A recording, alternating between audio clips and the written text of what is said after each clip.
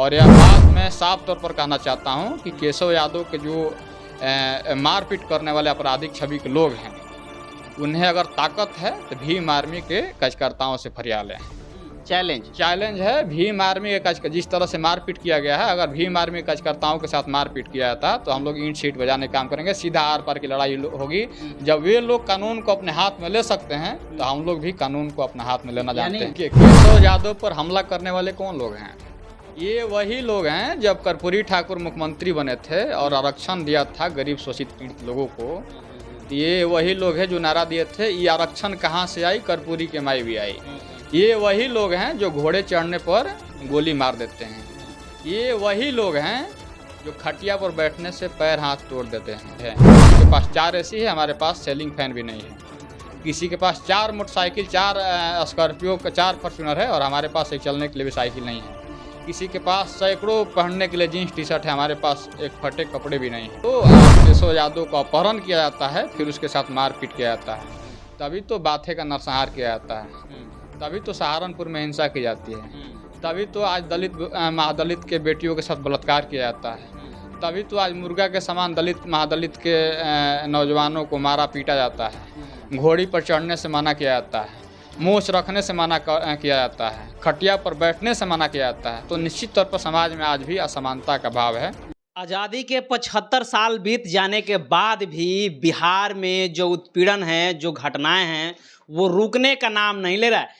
तेजस्वी यादव सरकार में आते हैं तो कुछ हद तक इसे कंट्रोल करते हैं, लेकिन जैसे ही डबल इंजन की सरकार आती है फिर उसी रेशियो में, उसी मात्रा में अपराध जो है वो चालू हो जाता है। पटना यूनिवर्सिटी के अमन लाल उर्फ केशव यादव जो है वो राजद के छात्र नेता हैं, पटना यूनिवर्सिटी में पढ़ते हैं और जो है वो छात्र की राजनीति करते हैं, लेकिन उनको जो असामाजिक तत्व हैं समाज में, उनके द्वारा बहुत बेरहमी से पीटा जाता है। इतना पीटा जाता है कि वो आज जिंदगी और मौत के बीच जो है वो अस्पताल में PMCH में जूझ रहे हैं। इस विषय पर हमारे साथ बात करने के लिए जो है वो भीम आर्मी और आज़ाद समाज पार्टी के बिहार के यूथ प्रेसिडेंट हमारे साथ रितेश जी हैं। रितेश जी, सबसे पहले तो स्वागत है। आपको भी बहुत बहुत शुक्रिया और आपके चैनल को देखने वाले तमाम दर्शकों को मेरा क्रांतिकारी इकबाल, मैं सभी को जय भीम पेश करता हूं। क्या आपको लग रहा है कि जो पटना यूनिवर्सिटी जो पढ़ने का एक जगह था वो अब जो है वो मारपीट का अखाड़ा बन गया है? देखिए, पढ़ने वाला जगह जब लड़ने वाला जगह बन जाए और एक जीनियस छात्र को बेरहमी से अधमरा कर दिया जाए विश्वविद्यालय के कैंपस में, विश्वविद्यालय के हॉस्टल में, तो यह सवाल शासन और प्रशासन दोनों पर खड़ा करता है। जिस तरह से 2 दिन पहले अमन लाल केशव यादव के साथ गोली के बल पर, हथियार के बल पर उसे पहले अपहरण किया गया, उसके बाद उसके साथ बेरहमी से मारा गया, उसे मारते मारते अधमरा कर दिया गया। अगर पुलिस वहाँ नहीं पहुँचती तो शायद उसकी मौत हो जाती है। और पुलिस के पहुँचने तक उसके साथ मारपीट किया गया। यह बेहद बड़ा सवाल है और यह सवाल नीतीश बाबू के शासन और प्रशासन दोनों पर है। और उन जातिवादी मानसिकता के लोगों पर भी बहुत बड़ा सवाल उठ रहा है कि आप ऐसी जातिवादी मानसिकता कब तक निखारोगे, कब तक अपनाओगे, कब तक गरीब शोषित पिछड़े लोगों को तुम मारते पीटते रहोगे। और हम भीम आर्मी आज़ाद समाज पार्टी के माध्यम से सरकार पर और शासन पर दोनों पर सवाल खड़ा कर रहे हैं और मांग कर रहे हैं कि जो ऐसे काले करतूत करने वाले लोग हैं, जो आपराधिक मानसिकता के लोग हैं, जो जातिवादी मानसिकता के लोग हैं, उन्हें लगता है कि गरीब मतलब मुर्गा, वैसे लोगों पर तत्काल कार्रवाई हो, तत्काल उन्हें गिरफ्तार कर कड़ी सजा दिलाई जाए। और इस दुख की घड़ी में छात्र नेता भाई केशव यादव जी के साथ पूरी भीम आर्मी और आज़ाद समाज पार्टी के लोग खड़े हैं। जहां भी उनके मदद की दरकार होगी, जहां भी हम लोगों की सहायता की ज़रूरत होगी, हम लोग उनके साथ मजबूती से खड़े रहने का काम करेंगे। मेरा सवाल ये है कि केशव यादव, जैसे आपने जिक्र किया कि अमन लाल उर्फ केशव यादव के सरनेम में यादव लिखा हुआ है। अगर उनके सरनेम में पांडे होता, त्रिवेदी होता, चतुर्वेदी होता, सिंह होता, तो क्या उनके साथ भी इसी तरह से बर्ताव किया जाता है जैसे केशव यादव के साथ किया गया है? देखिए, केशव यादव पर हमला करने वाले कौन लोग हैं? ये वही लोग हैं जब कर्पूरी ठाकुर मुख्यमंत्री बने थे और आरक्षण दिया था गरीब शोषित पीड़ित लोगों को। ये वही लोग हैं जो नारा दिए थे, ये आरक्षण कहाँ से आई, कर्पूरी के माई भी आई। ये वही लोग हैं जो घोड़े चढ़ने पर गोली मार देते हैं। ये वही लोग हैं जो खटिया पर बैठने से पैर हाथ तोड़ देते हैं। ये वही लोग हैं जो मोच रखने पर गोली मार देते हैं। ये वही लोग हैं जो हमारे समाज के लोग आगे बढ़ने की कोशिश करते हैं, अपने प्रतिभा को निखारने का प्रयास करते हैं, उन पर साजिश करते हैं, उन पर प्रताड़ना करते हैं। ये वही लोग हैं जो हमारे समाज के, पिछड़े समाज के जो बेटी बहन हैं उन्हें बलात्कार करते हैं। ये वही लोग हैं जो गरीबी के जो गरीब लोग होते हैं उनको सताते हैं। तो सवाल ऐसे मानसिकता पर है, ऐसे जातिवादी मानसिकता के लोगों पर है जो आज अपने आप को अमीर तो कहते हैं लेकिन गरीबों को शोषण करते हैं। वैसे लोगों पर तत्काल कार्रवाई करने की मांग है। और जगदेव बाबू ने कहा था कि पहली पीढ़ी जेल जाएगी, दूसरी पीढ़ी मारी जाएगी, पहली पीढ़ी मारी जाएगी, दूसरी पीढ़ी जेल जाएगी और तीसरी पीढ़ी राज करेगी। तो पहली पीढ़ी के लोग मारे गए, जगदेव बाबू को मारा गया था, और कौन लोग मारे थे वो भली भांति पूरे समाज के लोग जानते हैं। और दूसरी पीढ़ी जेल जाएगी, यानी संघर्ष करेगी, लाठी गोली खाएगी, उसके बाद जेल जाएगी, और तीसरी पीढ़ी राज करेगी। तो आज जेल जाने का दौर है, संघर्ष करने का दौर है। और आज भी हमारे लोगों के साथ आज भी यातनाएं किए जा रहे हैं, प्रताड़ित किए जा रहे हैं हमारे लोग, और उसके खिलाफ भीम आर्मी लड़ाई लड़ने के लिए संकल्पित है।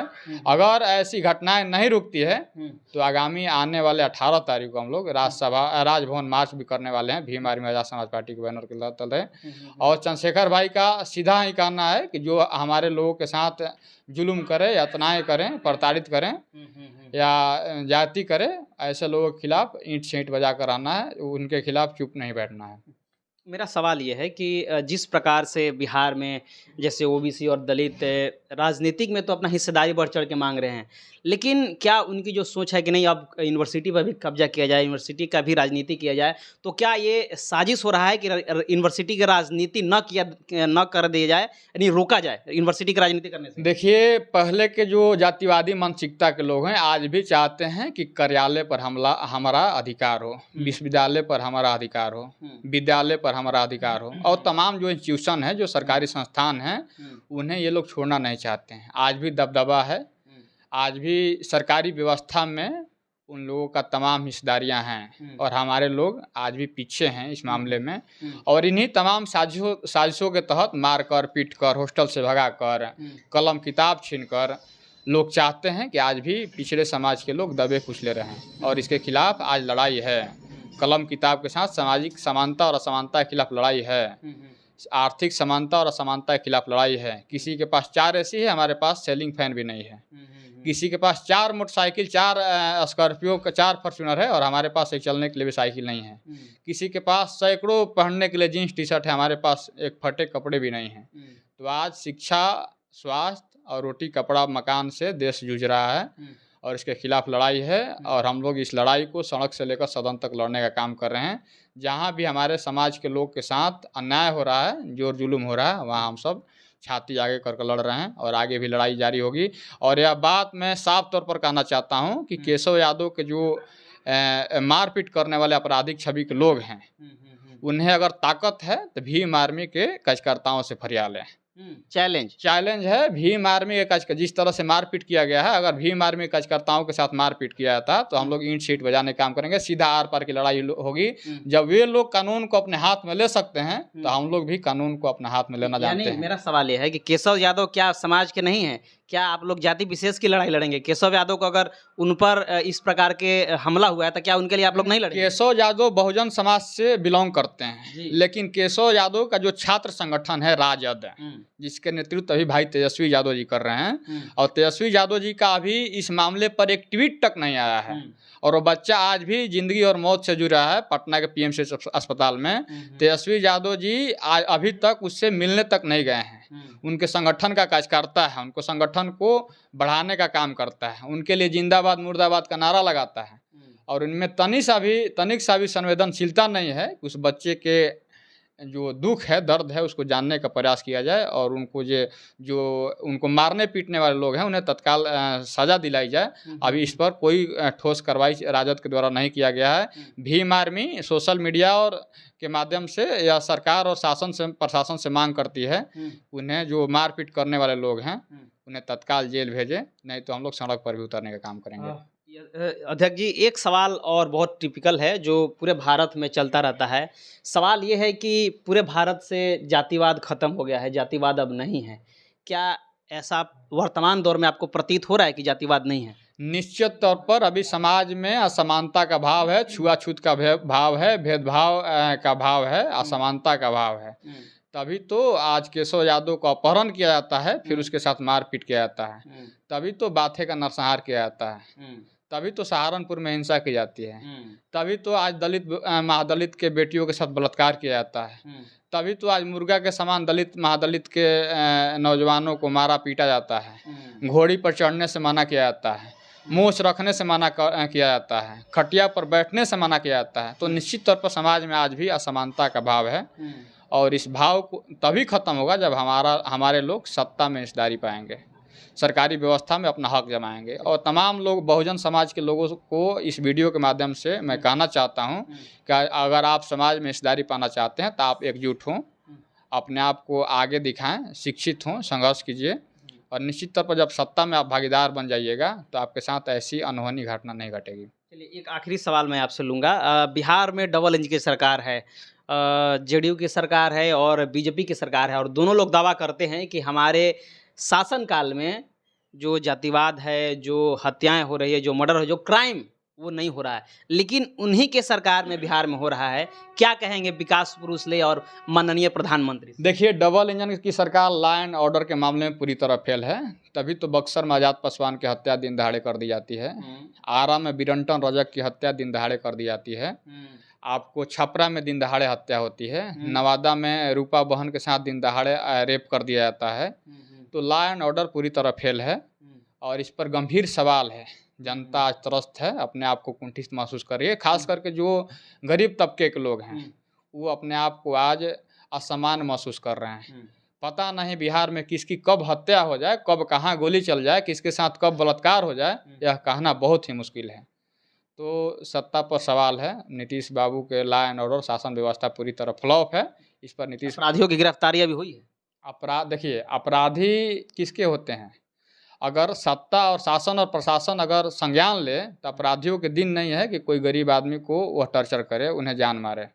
लेकिन शासन और प्रशासन लूंज पूंज है, इसके कारण अपराधियों का मनोबल बढ़ा हुआ है और अपराधी जहां मन जहां, जिसको मन तिसको उसको हत्या कर दे रहे हैं और आज सरकार कान में तेल डालकर सोई हुई है। चलिए, तो ये बहुत ही गंभीर सवाल उठाया गया है जो आज़ाद समाज पार्टी है, भीम आर्मी है, उसके द्वारा। और ये कहा जा रहा है कि जो लोग कहते हैं कि पूरे भारत में जातिवाद नहीं है, उनको बिहार आना चाहिए। और बिहार में किस प्रकार से जाति देख करके मर्डर होता है, रेप होता है, घर जला दिया जाता है, ये सब वाकिफ़ हैं, सारे लोग वाकिफ़ हैं, किसी को कहने की ज़रूरत नहीं है। बहरहाल इन्होंने कहा है कि अगर प्रशासन गिरफ्तारी नहीं करती है तो हम आने वाले 19 तारीख को जो है वो पटना में हम मुख्यमंत्री का घेराव करेंगे, इन सारे मुद्दों को लेकर के। बहरहाल आप क्या सोचते हैं इस पर, आप अपनी प्रतिक्रिया जरूर दीजिएगा। और चैनल पर पहली बार आए हैं तो चैनल को सब्सक्राइब करें, वीडियो को लाइक करें, शेयर करें। पेज पर देख रहे हैं तो पेज को भी लाइक और फॉलो जरूर कर दीजिएगा। मिलते हैं अगले खबरों के साथ, तब तक बहुत बहुत धन्यवाद। Thank you.